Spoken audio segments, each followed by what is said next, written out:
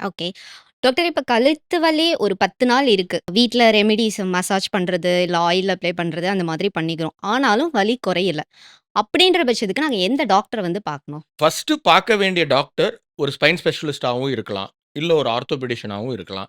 இல்ல வந்து ஒரு நியூரோ ஸ்பெஷலிஸ்ட்டாவும் இருக்கலாம். இந்த இடத்துல ஆர்த்தோபெடிஷியன், ஸ்பைன் ஸ்பெஷலிஸ்ட் 2 பேருமே மசில்ஸ பார்க்கக்கூடிய ஆட்கள். அவங்க 2 பேரும் கொஞ்சம் சுப்பீரியரா இருப்பாங்க, இந்த மசில் பெயின பார்க்கறதுக்கு. அண்ட் நீங்க சொன்னீங்க இல்லையா, மசாஜ் பண்றதுன்னு, அத கொஞ்சம் தவிர்த்தா நல்லாருக்கும். நம்ப உடம்புல கழுத்துல வலி வரும்போது, ஐஸ் பேக் வைக்கிறது பெட்டர். ரெகுலரா சொல்ற டயலாக் தான். 1 வயசு குழந்தையிலிருந்து 95 வயசு தாத்தா வரைக்கும் ஒரு புது வலி வருதுன்னா, ஐஸ் பேக் மட்டும் வைங்க. என்னோட பாட்டிக்கும், உன்னோட தாத்தாவுக்கும் மசாஜ் பண்றது எப்படின்னு தெரியும்.